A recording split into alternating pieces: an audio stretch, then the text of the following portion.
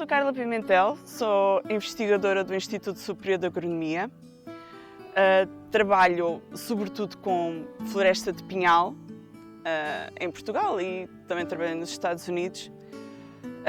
E foco-me principalmente com organismos nocivos, patogénicos, que danificam as florestas de pinheiro.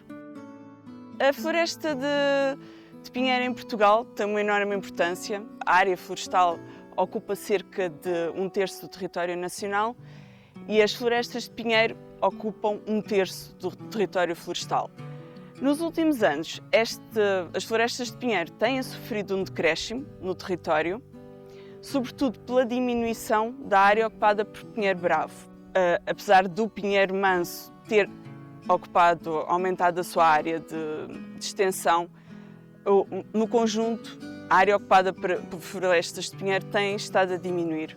Há vários fatores que contribuem para isto, e há um conjunto de fatores que interagem uns com os outros, nomeadamente efeitos climáticos, com impacto de focos florestais e pestes florestais.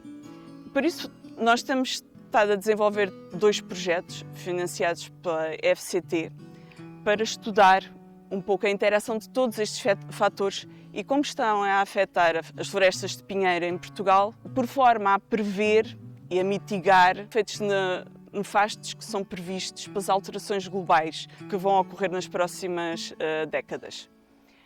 Portanto, este projeto tem focado nas 2 principais espécies. O pinheiro bravo e o pinheiro manso são 2 espécies, apesar de estarem as 2 bastante bem adaptadas ao clima mediterrâneo, têm características ecológicas e estratégias de ciclo de vida um pouco distintas. O pinheiro bravo é uma espécie que está adaptada a crescer muito rapidamente, portanto cresce rapidamente, produz sementes pequenas, facilmente dispersas pelo vento, portanto é uma espécie um pouco oportunista, se dispersa rapidamente, cresce rapidamente e isso faz com que precise de mais recursos, precise de mais água, uma temperatura favorável e investe um pouco menos em termos de defesas de tecidos, dos seus tecidos. Isto faz com que seja um pouco mais suscetível a pragas e a pestes e pragas, patogénios, desfolhadores, etc. O pinheiro manso é uma espécie mais adaptada, mais resistente à seca, consegue sobreviver e crescer com recursos mais baixos, com níveis de recursos mais baixos. Produz sementes maiores, daí o seu valor económico, porque estas sementes têm um grande valor em termos económicos e daí que a sua área tem expandido nos últimos anos pela importância económica das suas sementes. Portanto, está adaptada a áreas menos favoráveis a crescimento, com menos água, menos recursos. Tem que investir um pouco mais nas defesas dos seus tecidos. Os tecidos são mais caros, custam mais a produzir. Isso faz com que seja um pouco mais resistente às várias pestes e pragas. Em termos das principais pragas que estamos a falar, a pressionária do pinheiro é o principal desfolhador da zona mediterrânica. O pinheiro manso é menos afetado, é menos desfolhado do que o pinheiro bravo. Uma outra praga, um patogénio, é o nemato da madeira do pinheiro. É uma espécie invasora, originária da América do Norte e que se tornou um dos principais patogénios afetando a área de pinheiro em Portugal. E esta espécie, esta peste, afeta sobretudo o pinheiro bravo. O pinheiro manso tem-se revelado bastante resistente. Chamo-me Teresa Calvão, sou engenheira do ambiente e estudo as florestas de pinheiros através da utilização de técnicas de detecção remota. As imagens de satélite fornecem informação muito importante que pode ser relacionada não só com características das árvores, como a biomassa, o estado fenológico e fisiológico das plantas, mas também informações relativas à estrutura e composição dos povoamentos florestais.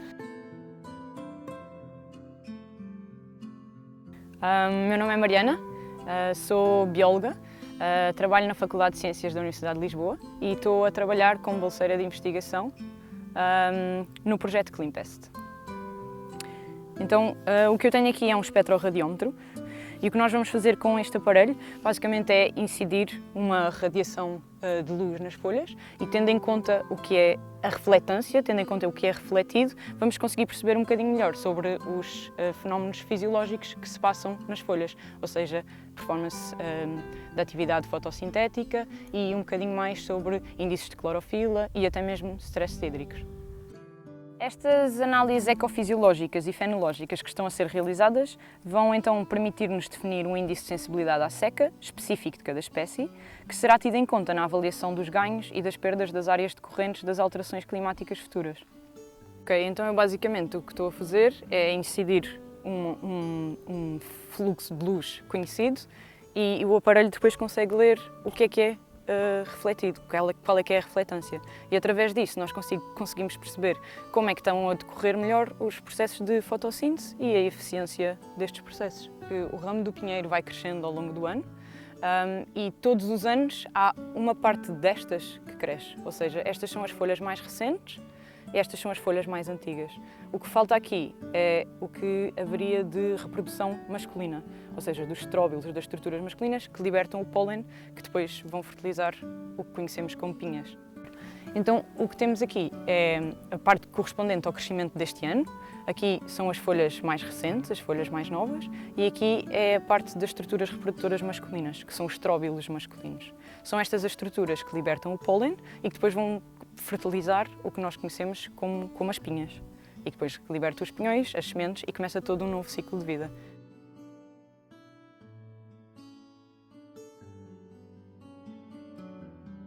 A Pressionária do pinheiro é o principal desfolhador, a principal praga das agulhas da parte da folhagem do pinheiro. É uma lagarta, portanto é um lepidóptero. A fase larvária é uma lagarta que se alimenta das agulhas. O seu desenvolvimento ocorre durante o inverno, portanto as lagartas eclodem de uma postura que é efetuada pela fêmea da espécie, que é portanto, uma borboleta voadora, e desenvolvem-se gregariamente, portanto, ao longo do inverno. Quer dizer que se alimentam em conjunto, fazem tudo em conjunto, e como se desenvolvem durante o inverno, precisam destes ninhos para termorregularem, para controlarem a temperatura, que estes ninhos basicamente são termoacumuladores. E como podem ver, isto é os danos que a lagarta provoca no pinheiro, portanto, desfolha. Ela gosta muito, esta espécie gosta muito de pinheiro bravo, gosta muito destas árvores assim jovens. Geralmente não mata a árvore, esta árvore foi desfolhada no inverno, geralmente não mata a árvore, mas pode enfraquecê-la o suficiente para causar atrasos no crescimento e enfraquecê-la de forma a ser, tornando-a suscetível de ser atacada por outros agentes, fungos ou patogénios. E, portanto, ela desenvolve-se, quando termina o seu desenvolvimento, faz uma procissão e vai se enterrar no chão, onde forma a pupa, e depois a borboleta emerge durante o verão e volta a pôr as posturas na árvore. Portanto, isto é um exemplo de uma árvore que já secou, portanto, não resistiu a qualquer agressão que tenha tido. Portanto, vê-se que a casca tem sinais de resina, de exudação de resina, é sinal que a árvore se tentou defender. Neste caso, se nós tirarmos a casca, nós vemos que o floema foi completamente consumido por escolitídeos e brocas, em que deixam esta... Pronto, isto é os restos, um pouco do metabolismo desses organismos. Não há floema nenhum. E se tirarmos este floema, se tirarmos estes restos, não sobra nada. Pronto, a árvore está seca, foi isto que os organismos andaram atrás. O vetor do nemato do pinheiro é um destes insetos que consome este floema e, portanto, ele acaba por fazer uma forma de mutualismo. O nemato mata a árvore, ajuda a matar a árvore. O monocampos, que é o vetor, acaba por pôr os ovos numa árvore recentemente morta, depois consome esta parte da árvore, que é mais nutritiva, completa o seu ciclo de vida, a larva completa o seu ciclo de vida, pupa dentro da árvore e depois acaba por sair como adulto, e os nemátodos entram nesse monocampus e conseguem sair de uma árvore já morta, que tem os recursos que é o melhor já completamente consumido. E esse monocampus com os nematos vão infectar uma nova árvore. Portanto, esse monocampus vai alimentar-se em raminhos de um novo hospedeiro e passa aos nematos para esse novo hospedeiro. O nemato do pinheiro faz nas árvores é um pouco interromper a circulação da água e leva à murchidão da árvore. Por isso é chamada a doença da murchidão do pinheiro. A árvore seca rapidamente e depois serve um pouco de pasto a uma série de organismos oportunistas que depois atacam a árvore e que se alimentam do floema. Ok, isto é uma árvore saudável, não tem nenhum sinal de murchidão, nem de ataque por nenhum organismo. Portanto, se dissecarmos esta árvore, podemos ver é um floema claro, portanto, sem qualquer sinal de fungos. Isto é a parte viva da árvore. Há uma série de guildas, há uma guilda de organismos que depende desta parte, que é a parte viva, onde circula a água e onde se acumulam os nutrientes e também onde se acumulam as defesas. É uma pequena espessura de tecido, basicamente é isto. O nemato circula aqui, desenvolve-se aqui e como é a parte mais rica, mais nutritiva, vai ser nesta parte da árvore que vão se desenvolver uma série de fungos e de insetos. Esses insetos dividem-se em dois grupos, são os colitídeos e são as brocas da madeira. Eu sou Rui Alves, sou o gestor florestal da Companhia das Gesírias. A Companhia das Gesírias é uma empresa detida pelo Estado que gera um conjunto de propriedades, principalmente no concelho de Vila Franca e de Benavente, com uma área à volta de 20 mil hectares. A principal propriedade maior de 11 mil hectares é a Charneca do Infantado, onde nós estamos, que tem como principal ocupação do solo o uso florestal.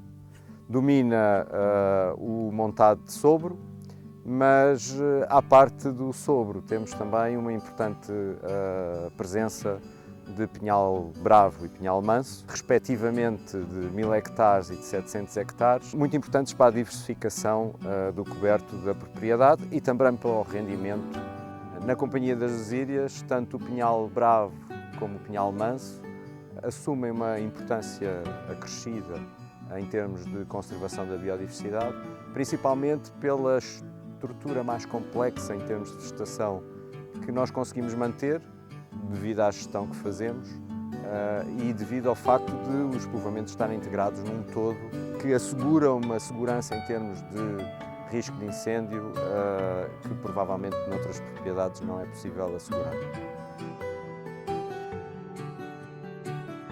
O meu nome é João Campo, sou bolseiro no projeto PaineCam e trabalho com a dendrocronologia. Esta tarefa é importante e consiste na extração das verrumas. É selecionada uma árvore dominante, o seu diâmetro e a sua altura são medidos e posteriormente é extraída uma verruma à altura do peito que vai desde a casca até ao centro e é utilizada uma verruma como esta.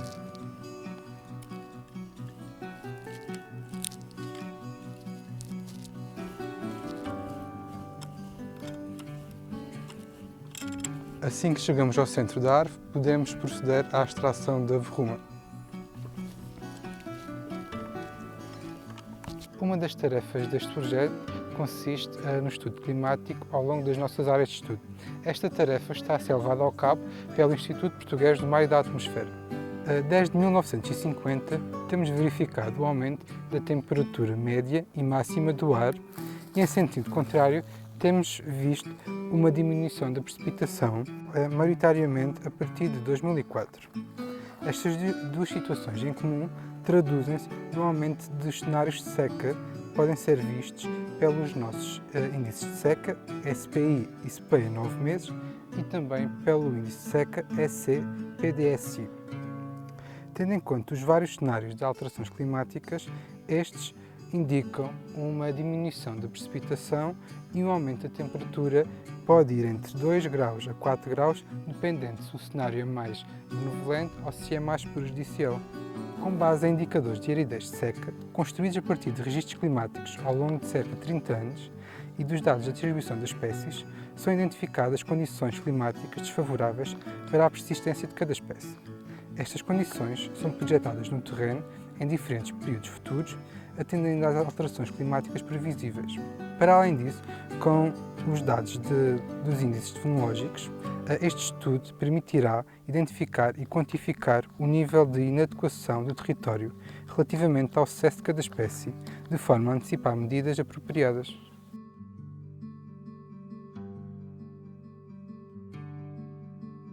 O meu nome é Carla Faria, trabalho no Instituto Superior de Agronomia, sou responsável pelo Viveiro Florestal, que é uma unidade de apoio à investigação, à docência e à própria comercialização também de plantas, que também fazemos aqui, e venho desta forma apresentar um ensaio que foi realizado aqui no Viveiro.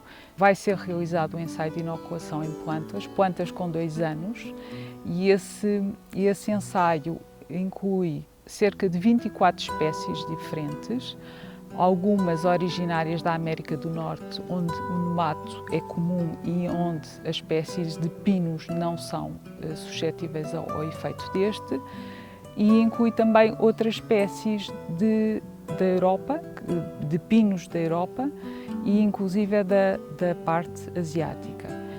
O que tem de diferenciadores e o porquê desta abrangência tão grande em termos geográficos da lista de espécies que nós estamos a incluir neste ensaio é o facto de as espécies de pinos que vêm da América do Norte não são suscetíveis ao nemato, enquanto que a maioria das espécies que existem na Europa e inclusive na Ásia são altamente fustigadas e, portanto, mesmo o seu processo de crescimento, inclusive de viabilidade económica em alguns casos, é condicionado pela presença desta doença.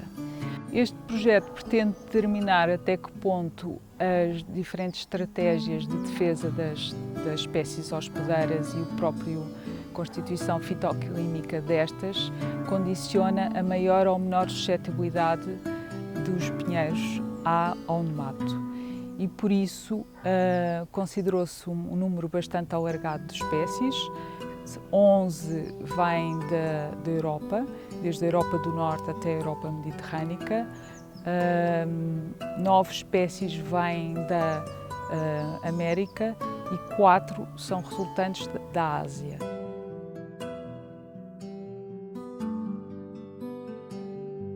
Olá, eu sou o David Pires, um bolseiro de investigação do projeto PineChem e sou um dos nematologistas da equipa. Hoje vou falar um pouco sobre o nemato da madeira do pinheiro, que é conhecido como Bursophalanx xylophyllus, e que é um parasita que foi introduzido em Portugal em 1999 e acredita-se que tenha sido trazido dos Estados Unidos. Estas plantas cresceram durante 2 anos e vão ser inoculadas brevemente com o nemato da madeira do pinheiro, e é um ensaio que vai durar sensivelmente 2 meses. Nós esperamos que, como são várias espécies com estratégias de vida diferentes, esperamos ver diferenças, no fundo, na resposta ao nemátodo, à infecção pelo nemátodo. Haverá certamente plantas que serão mais resistentes e é isso que nós vamos tentar perceber no laboratório quando extrairmos fitoquímicos. Uma semana depois de iniciar o ensaio, vamos recolher algumas plantas e extrair alguns nemátodos delas e fitoquímicos também. E isto as plantas vão ser monitorizadas semanalmente para vermos o estágio em que a doença progride e o ensaio então terminará no final de 2 meses. Portanto, para inocular as plantas, vamos fazer uma pequena ferida aqui na parte superficial do caulo, onde vamos fazer uma pequena incisão com a ajuda de um bisturi. O inóculo será depositado dentro de uma gaze, que estará à volta da ferida, e depois esta zona será selada com parafilme para evitar que o inóculo seque demasiado rápido. E para proteger, no fundo, a planta de outras patologias, de outras doenças que podem afetá-lo e que poderão comprometer os resultados, obviamente. Sou Isabel Miranda, trabalho no Centro de Estudos Florestais do Instituto Superior de Agronomia como investigadora. Neste projeto que eu participo, eu tenho por finalidade estudar os compostos fitoquímicos das plantas. Neste caso aqui vamos caracterizar os fitoquímicos de 2 espécies de pinheiros presentes em Portugal. As plantas têm um metabolismo que é considerado metabolismo secundário, ao qual eles sentiram uma série de compostos que têm várias finalidades. E esses compostos servem muitas vezes para serem armazenados, como depois mais tarde serem utilizados como energéticos, outros utilizados no crescimento e também outro tipo de compostos relacionados com as suas defesas, que são os considerados compostos fitoquímicos. Fito porque têm por objetivo proteger a planta contra ataques exteriores, ou pode ser herbívoros, podem ser insetos, podem ser ataques de fungos, uma série de ataques, e a planta sintetiza esses compostos para se proteger. Muitas vezes esses compostos são alterados na planta quando ela reage a reações ao meio ambiente. Neste estudo aqui, o que nós fazemos é recolhemos as agulhas destas 2 espécies e vamos caracterizar o que é que são os fitoquímicos responsáveis pela proteção da planta. Elas têm estratégias diferentes conforme o ataque e é nisto que nós vamos então observar. Estes compostos são compostos que eu os posso retirar da planta através de solventes com diferentes polaridades, desde, por exemplo, o etanol até a água, que são solventes diferentes, com diferentes polaridades, e eu vou obter uma gama de compostos que eu os posso caracterizar. Numa primeira fase, eu tenho então a extração desses compostos. Como vocês podem ver, eles até, dependendo do solvente que eu estou a utilizar, eles até têm uma cor diferente, porque têm compostos diferentes, e depois deste extrato que eu obtive, vou então caracterizar e ver quais são a composição dos compostos químicos que estão aqui presentes. Agora, na terceira fase, nós então vamos fazer a identificação dos compostos. Temos aqui um exemplo de caracterização dos compostos, nomeadamente das ceras e gorduras presentes nas agulhas dos pinheiros, ao qual, através de equipamentos já um pouco sofisticados, neste caso aqui temos um cromatógrafo de gasoso, ao qual separa os compostos por tamanho de molécula. Aqui é identificado, através de uma base de dados eu consigo, e através também de padrões, não só da base de dados, mas também de padrões, eu consigo identificar os compostos que estão presentes e as quantidades que elas estão também presentes. Isto, por exemplo, é um exemplo da caracterização dos compostos presentes nas agulhas das folhas de pinheiro.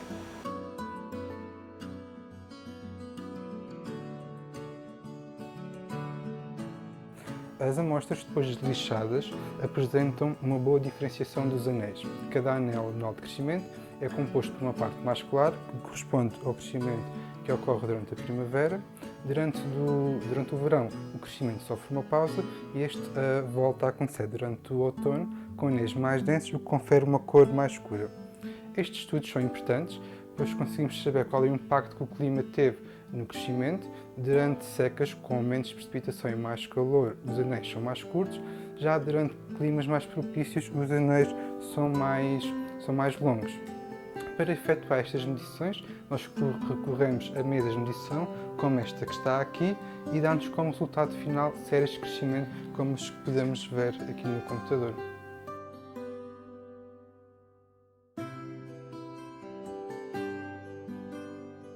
As previsões climáticas para Portugal indicam que será especialmente afetado, com o agravamento do principal fator limitativo para as plantas, o teor de água no solo.